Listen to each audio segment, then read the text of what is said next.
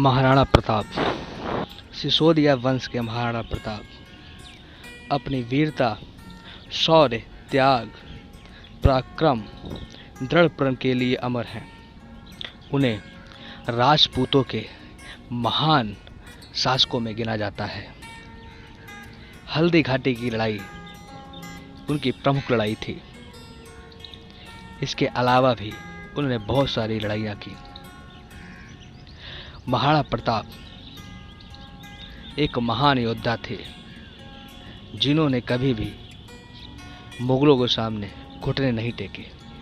उन्होंने अपने प्राण दे दिए, आखिरी दम तक लड़ते रहे, हजारों कष्टों को सहा, यहाँ तक कि उन्हें अपने राज्य को भी त्यागना पड़ा, लेकिन उन्होंने कभी हार नहीं मानी। आज हम उन्हीं महाराणा प्रताप के बारे में विस्तार से जानेंगे कि उस महान योद्धा को किस तरह से उसकी विजय को पराजय में बताया गया। आज तक कि हम इतिहास की किताबों में यही पढ़ते आ रहे हैं कि हल्दी घाटी के युद्ध में अकबर ने महाराणा प्रताप को पराजित किया। लेकिन आज के हमारे कुछ विद्वानों ने कुछ ऐसे तथ्य खोज निकाले हैं जिससे ये पता लगता है कि हल्दी घाटी की लड़ाई में महाराणा प्रताप पराजित नहीं हुए थे, बल्कि विजय हुए थे। इसीलिए इस सही तथ्य को उजागर करना जरूरी है, ताकि आज के हमारे नए युवा और विद्यार्थी सही इतिहास को जान सकें। इसलिए आज हम महाराणा प्रताप को यहाँ पर सही ढंग से परिचित करेंगे। महाराणा प्रताप का जन्म 9 मई 1540 में हुआ था। उनके पिता का नाम महाराणा उदय सिंह था। उनकी माता का नाम जयवंता बाई था। वह सनातन धर्म के संरक्षक थे और सिसोदिया वंश से संबंधित थे।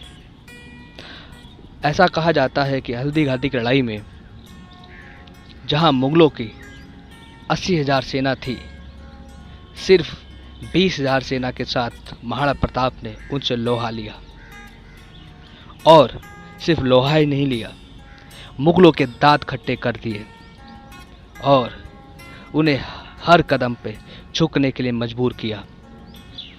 ऐसा कहा जाता है कि महाराणा प्रताप का एक चचेरा भाई शक्ति सिंह, जिसने मुगलों के सामने महाराणा प्रताप की सारी रणनीति और खुफिया रास्तों का खुलासा कर दिया, जिससे उन्हें इस युद्ध में कुछ कष्टों का सामना करना पड़ा। युद्ध में अपनी पराजय को देखते हुए उन्होंने उस समय वहां से जाना सही समझा, ताकि बाद में वो उनसे लोहा लेते रहे, और ऐसा ही हुआ। इस युद्ध में महाराणा प्रताप की प्राण की रक्षा के लिए झाला मान सिंह ने अपने प्राण देकर उनकी रक्षा की, और इस हल्दी घाटी की लड़ाई में उन्होंने अपने प्रिय अश्वचेतक को भी खोया। इस युद्ध में लगभग 17,000 लोग मारे गए, लेकिन उन्होंने अकबर के मेवाड़ को जीतने के सारे प्रयासों को विफल कर दिया। महाराणा प्रताप की हालत दिन पर दिन चिंताजनक होती चली गई। भामा शाह ने उनकी आर्थिक सहायता की, जिसकी मदद से वे 24,000 सैनिकों की सेना खड़ी कर सके, और गोयला युद्ध के द्वारा, जिसे छापामार युद्ध भी कहते हैं, मुगलों को वो परेशान करते रहे।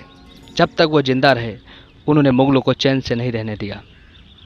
और उनकी मृत्यु पर अकबर ने, जो कि उनका एक शत्रु था, उसने भी शोक जताया, क्योंकि वो जानता था कि महाराणा प्रताप एक वीर योद्धा है, जिसने और राजपूतों की तरह उसके सामने घुटने नहीं टेके, जबकि युद्ध लड़कर मर जाना सही समझा।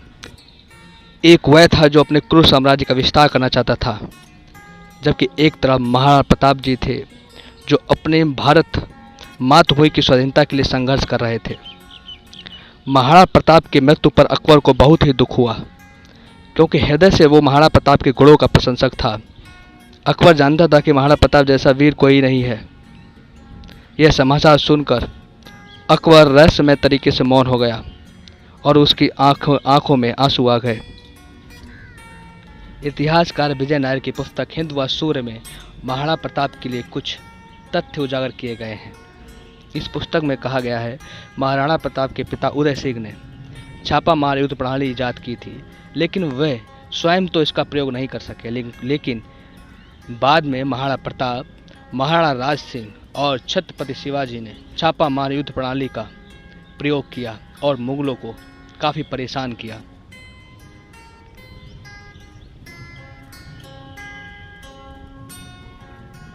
महाराणा प्रताप मुगल सम्राट अकबर से नहीं हारे, उसे एवं उसके सेनापतियों को धूल चटाई।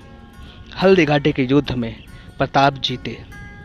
महाराणा प्रताप के विरुद्ध हल्दी घाटी में पायित होने के बाद स्वयं अकबर ने जून से सितंबर 1576 तक 3 बार विशाल सेना के साथ महाराणा प्रताप पर आक्रमण किए, परंतु महाराणा को खोज नहीं पाए, बल्कि महाराणा के जाल में फंसकर पानी और भोजन के अभाव में सेना का विनाश करवा बैठे।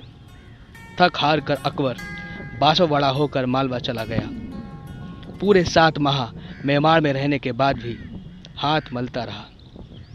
शाहबाज खान के नेतृत्व में महाराणा के विरुद्ध 3 बार सेना भेजी गई, परंतु असफल रहा। उसके बाद अब्दुल रहीम खाना के नेतृत्व में महाराणा के विरुद्ध एक सेना भिजवाई गई, जिसमें वह पिट पिटाकर लौट गया।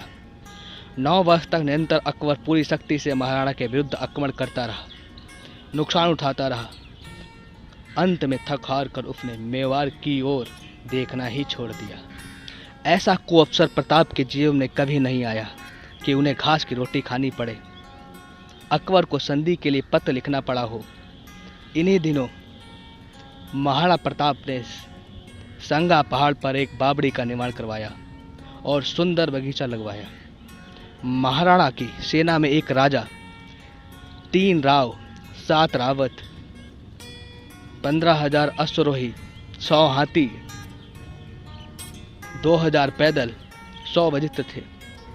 इतनी बड़ी सेना को खाद्य सहित सभी व्यवस्थाएं महाराणा प्रताप करते थे। फिर ऐसी घटना कैसे हो सकती है कि महाराणा प्रताप के परिवार को घास की रोटी खानी पड़े। अपने उत्तरार्ध के 12 वर्ष संपूर्ण मेवाड़ पर सुशासन स्थापित करते हुए उन्नत जीवन जिया। पृथ्वीराज राठौर अकबर के दरबारी कवि होते हुए भी महाराणा प्रताप के महान प्रशंसक थे। हल्दी घाटी का युद्ध 18 जून 1576 को हुआ। अभी तक ये कहा जाता है कि इस युद्ध में अकबर की जीत हुई थी, पर अब राजस्थान एजुकेशन बोर्ड 441 साल बाद इस युद्ध का परिणाम बदलने की तैयारी कर रहा है। इसका आधार डॉक्टर शर्मा की रिसर्च है। उदयपुर के राजस्थान विद्यापीठ विश्वविद्यालय के मीरा कन्या महाविद्यालय के एक प्रोफेसर डॉक्टर चंद्रशेखर शर्मा ने एक शोध किया। इस शोध में उन्होंने पाया कि हल्दी घाटी की 18 जून 1576 की लड़ाई में महाराणा प्रताप ने अकबर को हराया था। डॉक्टर शर्मा ने अपने रिसर्च में प्रताप के जीत के पक्ष में ताम्रपत्रों के प्रमाण जनार्दन राय नागर राजस्थान विद्यापीठ विश्वविद्यालय में जमा कराए हैं। शर्मा की खोज के अनुसार युद्ध के बाद अगले 1 साल तक महाराणा प्रताप ने हल्दी घाटी के आसपास के गांव की जमीनों के पट्टे ताम्रपत्र के रूप में बांटे थे, जिन पर एकलिंगनाथ के दीवान प्रताप के हस्ताक्षर हैं।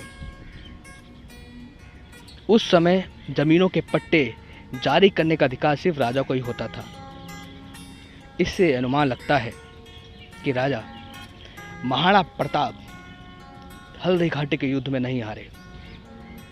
जहांगीर को 1615 में महाराणा प्रताप के पुत्र राणा अमर सिंह के साथ एक संधि करनी पड़ी। राणा अमर सिंह भी इस छोटे मोटे युद्ध से परेशान हो चुका था। उसने उसके साथ समझौता करना ही सही समझा। कहने का अर्थ यही है कि भले राणा अमर सिंह ने उनसे संधि कर ली हो और मुगलों की अहिंसा स्वीकार कर ली हो, लेकिन महाराणा प्रताप वह महायोद्धा था जिसने मरते दम तक ना तो मुगलों के सामने घुटने टेके और ना ही उनकी अधीनता स्वीकार की। इसीलिए ये ज़रूरी है कि आजकल के हमारे विद्यार्थी और युवा अपने इतिहास को जानें और उसकी महानता को समझें। अभी तक के इतिहास में हमने महाराणा प्रताप को एक पराजित राणा के रूप में देखा है, लेकिन असलियत कुछ और ही है। अकबर ने राजा मान सिंह के नेतृत्व में 80,000 की सेना महाराणा प्रताप को पारित करने के लिए भेजी थी, लेकिन जब राजा मान सिंह राणा महाप्रताप को पारित नहीं कर सका और उनसे मुगलों की अधीनता स्वीकार नहीं करवा सका, तब जब वह लौट कर अकबर के पास गया तो अकबर ने उसे सज़ा के रूप में 6 महीने तक राज दरबार में उपस्थित ना रहने की सज़ा दी। इससे भी मालूम पड़ता है कि राणा प्रताप पराजित नहीं हुआ, बल्कि वो विजय हुआ था। आज हमारे देश के कई राज्यों की सरकारें इस सच को स्वीकार करती हैं और अपने इतिहास की पुस्तकों से इस अशुद्धि को दूर करने का प्रयास कर रही हैं। इस तरह से आज की ये वीडियो ही समाप्त होती है और इस तरह के नए तथ्य मैं आपके साथ लाता रहूँगा, इसलिए मेरे चैनल को शेयर और सब्सक्राइब ज़रूर कीजिएगा। धन्यवाद।